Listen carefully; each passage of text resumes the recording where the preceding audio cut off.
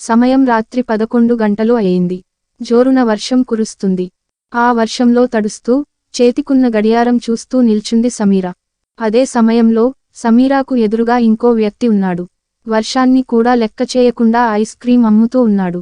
ఆ వర్షంలో ice cream చూడగానే సమీరాకు చాలా ఆనందం అయింది. వెంటనే పరిగెడుతూ ఐస్ క్రీం బండి దగ్గరికి వెళ్ళింది. ఏమాత్రం ఆలస్యం చేయకుండా 2 చేతుల్లోకి 2 ఐస్ క్రీములు తీసుకుంది. సరిగ్గా అదే సమయంలో తన బాగ్లో ఉన్న ఫోన్ మోగుతోంది. దాంతో ఒక ఐస్ క్రీం ఆ బండి అతని చేతికిచ్చి ఫోన్ లిఫ్ట్ చేసింది. బేబీ, నేను రావటానికి ఇంకో 15 నిమిషాలు పడుతుంది. నువ్వు వర్షంలో ఎక్కువగా తడవకుండా ఆటోలో ఇంటికెళ్ళు. నేను వచ్చేస్తాను అని చెప్పి ఫోన్ పెట్టేశాడు. సరే రాజా అంటూ ఫోన్ బాగ్లో పెట్టేసి ఐస్ క్రీములు తింటూ ఆటో కోసం వేచి చూస్తోంది. సమీర తింటున్న ఐస్ క్రీమ్స్ అయిపోయాయి కానీ ఒక్క ఆటో కూడా రాలేదు. రోడ్కి అటువైపు వెళ్తే ఏవైనా ఆటోలు రావచ్చేమో అనుకుంది. అందులోనూ వర్షం ఇంకా ఎక్కువ అవుతోంది. చేసేదేమీ లేక ఆటో కోసం రోడ్కి అటువైపు వెళ్తోంది సమీర. రోడ్డు మధ్యలోకి రాగానే మెరుపు వేగంతో వచ్చిన కారు సమీరాను ఢీ కొట్టింది. అంతే, క్షణం సమయంలోనే ఆమె ఎగిరి కింద పడింది. కారు మాత్రం ఆగకుండా వెళ్ళిపోయింది. కురుస్తున్న వర్షంలో ఒంటి నిండా రక్తంతో ఒంటరిగా రోడ్డు మీద పడి ఉంది సమీర. అంతలోనే ఒక కారు వచ్చి ఆగింది. రోడ్డు మీద పడి ఉన్న సమీరాను చూసి కంగారుగా దిగాడు. ఆ కారులో ఉన్న వ్యక్తి సమీరాను చూడగానే వెంటనే ఆమెని కారులోకి తీసుకుని ఆసుపత్రికి వెళ్లాడు. అతను రాజా స్నేహితుడు అరుణ్. వెంటనే రాజాకి ఫోన్ చేసి జరిగిన విషయము చెప్పాడు. రాజా వచ్చేలోపే ఆమెను అత్యవసర చికిత్స కోసం ఐసీయూలోకి తరలించారు డాక్టర్స్. ఒళ్లంతా చెమటలతో భయంతో వణుకుతూ ఆసుపత్రికి చేరుకున్నాడు రాజా. అరుణ్, ఏమైందిరా, సమీరా ఎక్కడుంది అంటూ ఏడుస్తూ అడిగాడు రాజా. ఏడవద్దు రాజా, తనకి లోపల ఐసీయూలో చికిత్స జరుగుతోంది. అంతా మంచే జరుగుతుంది అంటూ రాజాని ఓదార్చాడు అరుణ్. అంతలోనే డాక్టర్ బయటికి వచ్చాడు. ఏమైంది డాక్టర్ అంటూ వెళ్లి డాక్టర్ చేతులని పట్టుకుని అడిగాడు రాజా. మీరు తన భర్తనా అని అడిగాడు డాక్టర్. అవును సార్ అంటూ తలూపాడు రాజా. చూడండి, తనకి కొన్ని బలమైన గాయాలయ్యాయి. వెంటనే కొన్ని మేజర్ ఆపరేషన్స్ చేయాలి. 2 రోజులు ఆగితే గాని ఏమీ చెప్పలేము అని రాజాకి ఉన్న విషయము చెప్పాడు డాక్టర్. వెంటనే ఆపరేషన్ మొదలు పెట్టండి. డబ్బు ఎంతైనా నేను చూసుకుంటాను. కానీ సమీరా బతకాలి అంటూ కన్నీటి పర్యంతం అయిపోయాడు రాజా. ఆ మాటలు విన్న డాక్టర్ కూడా రాజాకి ధైర్యం చెప్పాడు. నేను ఇప్పుడు సమీరాని చూడొచ్చా సార్ అని అడిగాడు. తను ఇప్పుడు స్పృహలో లేదు, కానీ చూడాలి అనుకుంటే ఐసీయూ బయటి నుండి చూడండి. ఇంకొద్దిసేపటిలో తనని ఆపరేషన్ థియేటర్కి తీసుకెళ్లాలి అని చెప్పాడు డాక్టర్. సరే సార్ అంటూ ఐసీయూ దగ్గరికి వెళ్లాడు రాజా. లోపల నిస్పృహలో ఉన్న సమీరాను చూసి తట్టుకోలేకపోయాడు. నా జీవితంలో జరిగిన ఒక అద్భుతం నీ పరిచయం అంటూ సమీరా గతాన్ని తలచుకుంటున్నాడు. వైజాగ్ సముద్ర తీరంలో ఎగిసి పడుతున్న అలలతో కేరింతలు కొడుతూ ఆడుకుంటున్నారు 2 అమ్మాయిలు. వారిని చూస్తూ మురిసిపోతూ కూర్చున్నాడు తండ్రి. అతని పేరు ఆనంద్. తన ఆనందమంతా తన కూతుళ్ల చిరునవ్వులోనే చూసుకునేవాడు. పెద్దమ్మాయి పేరు యశోధర, చిన్నమ్మాయి పేరు సమీర. ఎన్నో కష్టాల మధ్య సాగుతున్న ఆనంద్ జీవితం సమీరా పుట్టగానే ఒక్కసారిగా మారిపోయింది. అతనికి మంచి జాబ్ దొరకడం, ఉన్న కష్టాలన్నీ ఒక్కసారిగా దూరం అవ్వడం, ఇలా ప్రతి ఒక్కటి సమీరా పుట్టగానే కలిసొచ్చాయి. దాంతో సమీరాని ఆ ఇంటి అదృష్ట దేవతగా భావించేవాడు ఆనంద్. అలా అని యశోధరని తక్కువగా చూసేవాడు కాదు. సమీరా చాలా చలాకీగా తుంటరిగా ఉండేది. ఆటల్లో తండ్రి అలసిపోయినా తను మాత్రం అలసిపోయేది కాదు. ఆ అల్లరి అంటే ఆనంద్కి ఎంతో ఇష్టం. ఆనంద్కి పగలంతా ఉద్యోగం, సమీరాకి పగలంతా స్కూల్. దాంతో వారిద్దరూ కలిసి రాత్రి జీవితం ఎక్కువగా గడిపేవారు. రాత్రి భోజనం చేయగానే బయటికెళ్లి ఊరంతా షికార్లు కొట్టేవారు. సమీరా అల్ప సంతోషి. కేవలం ఐస్ క్రీంతో ఆనందపడేది. ఒక్క ఐస్ క్రీం అయితే కాదు, బండి మొత్తం ఇచ్చినా వద్దు అనకుండా తినే అల్ప సంతోషి. అలా వారి జీవితం ఎంతో సంతోషంగా గడిచిపోయేది. సమీరా 10వ తరగతి రిజల్ట్స్ వచ్చాయి. చుట్టుపక్కన ఉన్న తల్లిదండ్రులంతా తమ పిల్లలకి ర్యాంకులు రాలేదని పిల్లల్ని తిడుతూ ఉంటే, ఆనంద్ మాత్రం సమీరా పాస్ అయ్యిందని వీధి మొత్తం మిఠాయిలు పంచాడు. ఇంటర్ చేరిన సమీరాకు జీవితంలో మొదటిసారి చేదు అనుభవం ఎదురైంది. ప్రేమ పేరుతో ప్రతిరోజూ ఒక కుర్రాడు వేధించేవాడు. దాంతో సమీరా వెంటనే ఆ విషయము తన తండ్రికి చెప్పింది. ఆనంద్ మాత్రం ఆ కుర్రాడిపై కోప్పడకుండా తనని పిలిపించి మంచి మాటలతో నచ్చచెప్పాడు.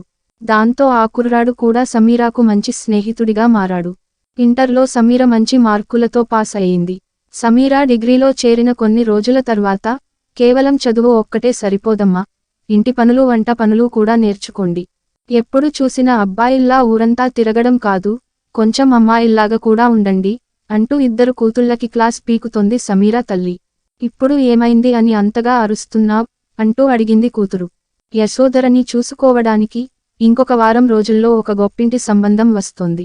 అప్పుడు కూడా మీరు ఇలాగే ప్రవర్తిస్తే వచ్చిన వాళ్ళు ఊరికే వెళ్లకుండా మాకు 4 చివాట్లు పెట్టి మరీ వెళ్తారు అని చెప్పింది రాధ. ఏంటి, అక్కకి అప్పుడే పెళ్ళా అంటూ నోరు వెళ్లబుచ్చుకుంది సమీరా. అక్కకే కాదే, దాని తర్వాత నీకు కూడా ఎవర్నో ఒకర్ని చూసి కట్టబెడతాం అని రాధ చెప్పగానే, ఆ కట్టపెట్టండి, చిన్న పిల్లకి బాల్య వివాహం చేస్తున్నారని చెప్పి నిన్ను జైల్లో పెట్టిస్తా అంటూ మూతి ముడుచుకుంది సమీరా. అంతలోనే సమీరా తండ్రి అక్కడికి చేరుకున్నారు. ఏంటి, తల్లి కూతుళ్ళు అప్పుడే మొదలెట్టారా అంటూ లోపలికి వచ్చాడు ఆనంద్. చూడు నాన్న, అక్కకి అప్పుడే పెళ్ళంట, నిజమేనా అని అడిగింది సమీరా. అవును తల్లి, చాలా గొప్ప సంబంధం. అబ్బాయిది మంచి ఉద్యోగం, నెలకి 60,000 సంపాదన. ఆ ఇంటికి వెళ్తే యశోధర మనందరినీ మరిచిపోతుంది అని చెప్పగానే యశోధర అలిగి మౌనంగా కూర్చుంది. అలా అలిగి కూర్చున్న యశోధర దగ్గరికి వెళ్ళి తన తల నిమురుతూ, చూడు తల్లి, నువ్వొక అమ్మాయివి. ఏదోక రోజు మమ్మల్ని విడిచి ఏదోక ఇంటికి వెళ్ళక తప్పదు. అలాంటిది ఒక గొప్ప సంబంధమే నిన్ను వెతుకుతూ వచ్చింది. మీ సుజాత అత్తయ్య భర్త రవి వాళ్లకి సొంత బంధువులు. నిన్ను ఏదో ఫంక్షన్లో చూశారట. అప్పటి నుండి మీ మావయ్య రవి ద్వారా నన్ను అడుగుతూనే ఉన్నారు. పైగా ₹1 కూడా మన నుండి ఆశించడం లేదు. నీకు అంతా మంచే జరుగుతుంది తల్లి అంటూ కూతురికి సర్ది చెప్పాడు ఆనంద్. సరే నాన్న, మీ ఇష్టం అంటూ తలూపింది యశోధర. దాంతో ఆ ఇంట్లో ఒక్కసారిగా సంబరాలు మొదలయ్యాయి. అక్కకి మంచి సంబంధం వస్తుండడంతో సమీరా కూడా అక్కని వాటేసుకుని సంబరపడిపోతోంది.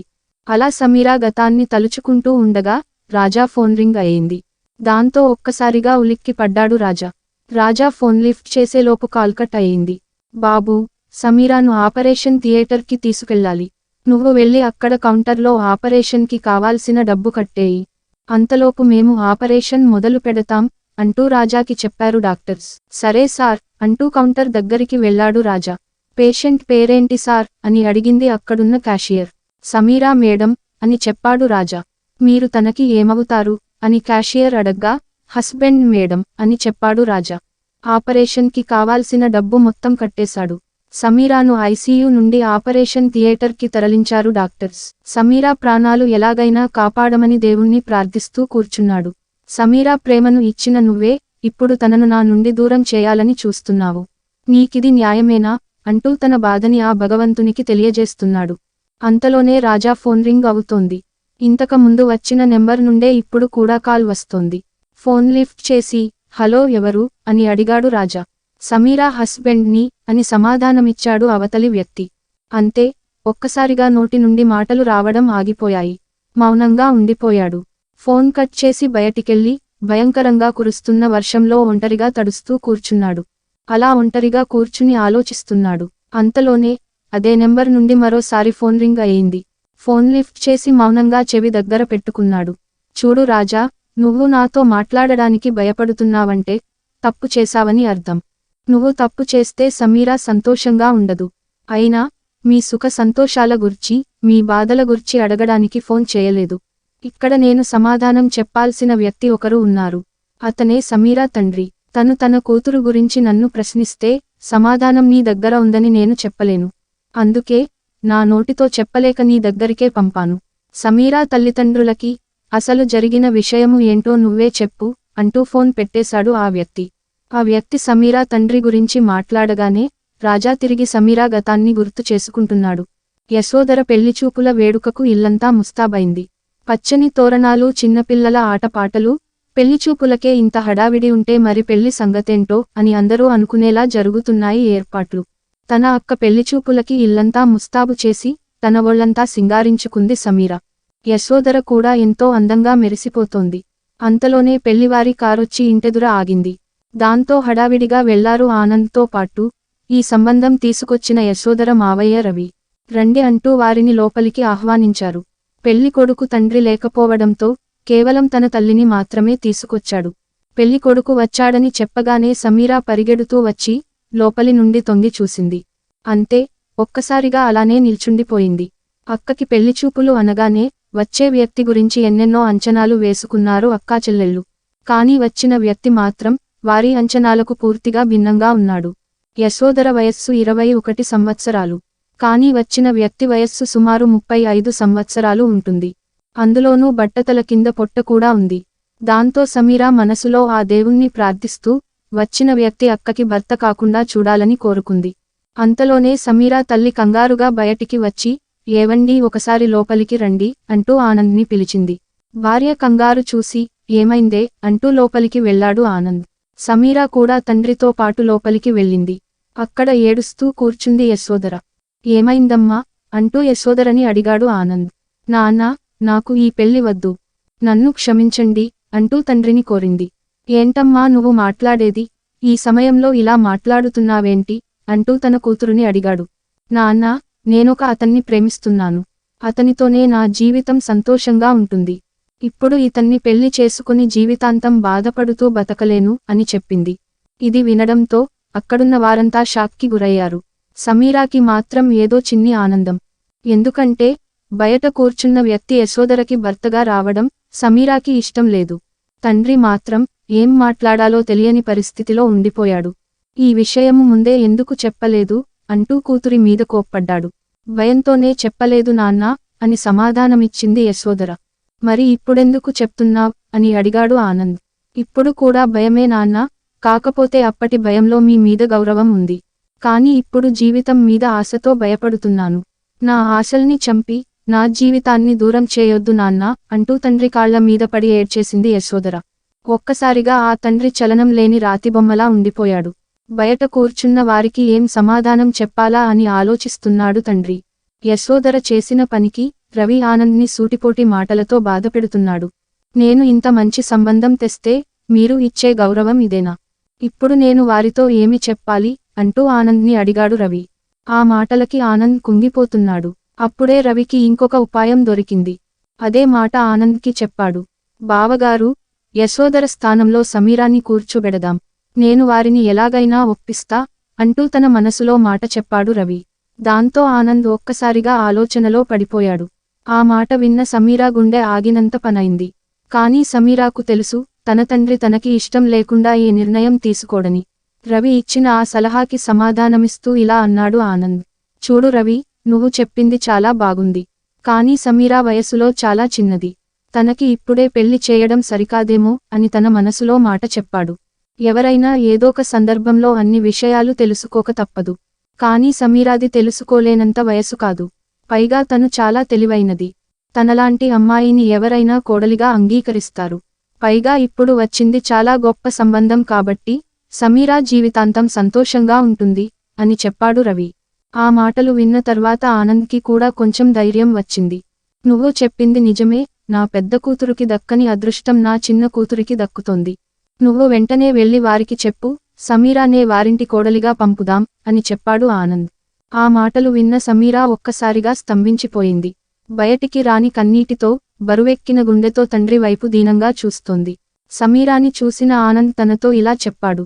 తల్లి, ఇప్పటివరకు నీకేమి నచ్చితే అదే ఇచ్చాను. నీ సంతోషం నా సంతోషంగా భావించాను. కానీ ఇప్పుడు మాత్రం నీ ప్రమేయం లేకుండా ఒక నిర్ణయం తీసుకున్నాను. అది కూడా నీ సంతోషం కోసమే. నువ్వు ఈ పెళ్లి చేసుకుని సంతోషంగా ఉంటే నేను కూడా ఇక్కడ అంతే సంతోషంగా ఉంటాను. దయచేసి ఈ పెళ్లికి ఒప్పుకుని నా మాటను నిలబెట్టు అంటూ సమీరాని అడిగాడు ఆనంద్. తండ్రి అలా అడగడంతో చేసేదేమీ లేక పెళ్లికి ఒప్పుకుంది సమీరా. దాంతో ఊపిరి పీల్చుకుని తన కృతజ్ఞతలు తెలిపాడు ఆనంద్. అసలు తన అక్కకి భర్తగా రాకూడదని భావించిన వ్యక్తికి తానే పెళ్లికూతురుగా నిల్చుంది సమీరా. సమీరా బాగా నచ్చడంతో వెంటనే పెళ్లి ముహూర్తం కూడా నిశ్చయించుకున్నారు. కొన్ని రోజుల తర్వాత ఇన్నాళ్లు చిరునవ్వులతో వెలిగిన సమీరా ముఖం ఇప్పుడు వాడిపోయిన పువ్వులా మిగిలిపోయింది. ఈ పెళ్లి తలచుకుంటూ సమీరా బాధపడేలోపే పెళ్లి ముహూర్తం వచ్చేసింది. తన తండ్రి కోసం బయటికి నవ్వుతూ లోపల చస్తూ పెళ్లి పీటల మీద కూర్చుంది. మనకు నచ్చని విషయము భరించడమే ఒక బాధ, అయితే దాన్ని నవ్వుతూ స్వీకరించడం ఎంత కష్టమో పెళ్లి పీటల మీద కూర్చున్న సమీరా మనసుని అడిగితే చెప్తుంది. సమీరా ఎదురుగా కూర్చున్న విజయ్ మాత్రం చాలా సంతోషంగా ఉన్నాడు. తను కలలో కూడా ఊహించని ఒక అందాల భామ తన భార్యగా వస్తున్నందుకు. పంతులు చదువుతున్న పెళ్లి మంత్రాలు మాంగళ్య ధారణకు చేరుకున్నాయి. అందరూ అరచేతిలో అక్షింతలతో రెడీగా ఉన్నారు. తాళిని 2 చేతులతో పట్టుకుని సమీరా మెడలో 3 ముళ్ళు వేస్తున్నాడు విజయ్. అలా సమీరా గతాన్ని తలుచుకుంటూ ఉండగా ఉలిక్కిపడ్డాడు రాజా. కారణం జేబులో ఉన్న ఫోన్ మోగుతోంది. ఫోన్ తీసుకుని నెంబర్ చూశాడు. ఇది వరకు వచ్చిన నెంబర్ అయితే కాదు. కొత్త నంబర్ కావడంతో ఫోన్ లిఫ్ట్ చేసి ఎవరు అని అడిగాడు. నేను సమీరా తండ్రిని అని సమాధానమిచ్చాడు అవతల వ్యక్తి. ప్రాణాపాయంలో ఉన్న సమీరా గురించి అడిగితే ఏమి చెప్పాలో తెలియని భయంతో చెప్పండి సార్ అంటూ సమాధానమిచ్చాడు. నా కూతురిని చూడాలి. దానికోసమే ఇంత దూరం ప్రయాణం చేసి ఇక్కడికి వచ్చాను. మీరు ఎక్కడున్నారో చెప్తే అక్కడికి వస్తాను అని చెప్పాడు సమీరా తండ్రి. దాంతో రాజాకి ఏం మాట్లాడాలో అర్థం కాలేదు. కానీ కూతురు కోసం ఇంత దూరం వచ్చిన తండ్రికి నిజం చెప్పడమే న్యాయం అని భావించాడు. సార్ సమీరాకి యాక్సిడెంట్ జరిగింది. ప్రస్తుతం తను ఆపరేషన్ థియేటర్లో ప్రాణాలతో పోరాడుతోంది అని జరిగిన నిజం చెప్పాడు. అది వినగానే ఒక్కసారిగా కుప్పకూలిపోయాడు ఆనంద్. ఇప్పుడు నా కూతురు ఎక్కడుంది, తనని నేను చూడాలి అని గుండెలు పగిలేలా రోదిస్తూ అడిగాడు ఆనంద్. సార్ సమీరాకి ఏమీ కాదు. మీరు వెంటనే ఇక్కడికి రండి అంటూ హాస్పిటల్ అడ్రస్ చెప్పి ఫోన్ పెట్టేశాడు. ఫోన్లో సమీరా ఫోటో చూసుకుంటూ సమీరా జీవితంలో జరిగిన అన్యాయాన్ని తలచుకుంటున్నాడు రాజా. ఎంతో అంగరంగ వైభవంగా సమీరా విజయ్ పెళ్లి జరిగిపోయింది. అప్పగింతలు కూడా అయిపోయాయి. పెళ్లి జరిగిన 2 రోజులకే తల్లిదండ్రులకి దూరంగా వెళ్లిపోయింది సమీరా. పెళ్లైన వారం రోజుల్లోనే సమీరాకి గుండె పగిలేంత నిజం తెలిసింది. విజయ్ క్రమం తప్పకుండా ప్రతిరోజూ మాత్రలు తీసుకునేవాడు. సమీరాకి అనుమానం వచ్చి విజయ్ని నిలదీసింది. అప్పుడే తెలిసింది విజయ్ మాత్రలు వాడితే తప్ప నయం కాని రోగంతో బాధపడుతున్నాడని. ఇంకో నిజం ఏంటంటే తన వయసు 40 సంవత్సరాలు. ఆ నిజాన్ని సమీరా ఎంతో ఓపికతో భరించింది. ప్రతిరోజూ భర్తకి క్రమం తప్పకుండా మాత్రలు వేయించేది. దగ్గరుండి చూసుకునేది. కానీ కొన్ని రోజుల తర్వాత విజయ్ మద్యం తాగడం మొదలెట్టాడు. సమీరా విజయ్ని మద్యం మానేయమని కోరింది. కానీ విజయ్ దానికి ఒప్పుకోలేదు. పైగా సమీరా మీద చెయ్యి కూడా చేసుకునేవాడు. అయినా కూడా సమీరా విజయ్ని అలాగే భరిస్తూ వచ్చింది. కానీ రానురాను విజయ్ ఆగడాలు ఇంకా ఎక్కువయ్యాయి. తన ఆఫీస్లో పనిచేసే అమ్మాయిల్ని ఇంటికి తీసుకొచ్చి వారితో కలిసి మద్యం తాగడం లాంటివి చేసేవాడు. పైగా వారిలో ఒకామెతో అక్రమ సంబంధం కూడా పెట్టుకున్నాడు. అవన్నీ భరించలేని సమీరా ఒకరోజు విజయ్ని నిలదీసింది. ఎందుకు మీరు ఇలా ప్రవర్తిస్తున్నారు? మీలో ఉన్న ప్రతి లోపాన్ని భరిస్తున్నాను. ప్రతి తప్పుని సహిస్తున్నాను. అయినా కూడా ఎందుకు నన్ను ఇంత మానసిక క్షోభకి గురి చేస్తున్నారు? అసలు నన్ను ఎందుకు పెళ్లి చేసుకున్నారు అని విజయ్ని ప్రశ్నించింది. దానికి విజయ్ చెప్పిన సమాధానం, నా ఆస్తిని నా ఉద్యోగాన్ని చూసి నిన్ను నా చేతిలో పెట్టాడు మీ నాన్న. నీ అందం చూసి నిన్ను పెళ్లి చేసుకున్నా నేను. ఈ సమాజానికి చూపించడానికి నాకొక అందమైన భార్య కావాలి. అందుకే నిన్ను చేసుకున్నాను అని చెప్పాడు విజయ్. అయితే ఇప్పటి నుండి నేను కూడా కేవలం సమాజం దృష్టిలో నీ భార్యగా ఉంటాను. అంతేకాని ఇంటి లోపల నీకు నాకు ఎటువంటి సంబంధం లేదు అని గట్టి సమాధానమిచ్చింది సమీరా. ఆ రోజు నుండి వారు కేవలం సమాజం కోసమే భార్యాభర్తలుగా బతికేవారు. కానీ సమీరా మాత్రం తనకి జరిగిన అన్యాయాన్ని తలచుకొని ప్రతిరోజూ కుమిలిపోయేది.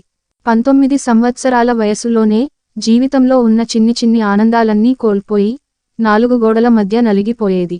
సమీరాని కనీసం పక్కింటికి కూడా పంపడానికి ఇష్టపడేవాడు కాదు విజయ్. పెళ్లికి ముందు తన ఊహల ప్రపంచంలో తనకి నచ్చినట్టు బతికేది. కాని ఇప్పుడు ఆ ప్రపంచంలో అంధకారం అలుముకుంది. జీవితం మీద తనకున్న ఆశలన్నీ అతి చిన్న వయసులోనే ఆవిరయ్యాయి. ఈ కష్టాలన్నీ తనలో తానే భరించేది. ఏనాడూ తన తల్లిదండ్రులకి చెప్పేది కాదు. గొప్పింటికి కోడలిగా వెళ్తే సంతోషంగా ఉంటుందని భావించి విజయ్కి ఇచ్చి పెళ్లి చేశాడు తండ్రి. అలాంటిది ఇప్పుడు కూతురు పడుతున్న బాధలు తెలిస్తే తండ్రి ప్రాణాలతో ఉండలేడు.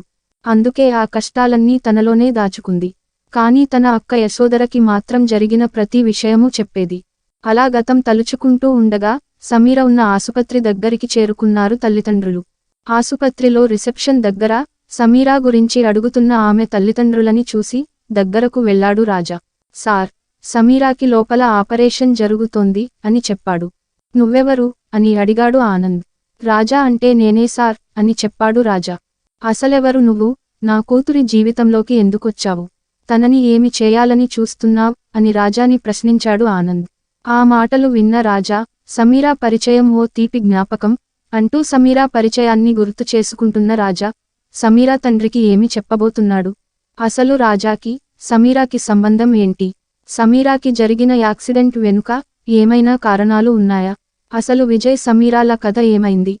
ఆపరేషన్ థియేటర్లో ప్రాణాపాయ స్థితిలో ఉన్న సమీర పరిస్థితి ఏంటి అనేవి రెండవ పార్ట్లో వస్తుంది. ఇంకా కథ ఉంది.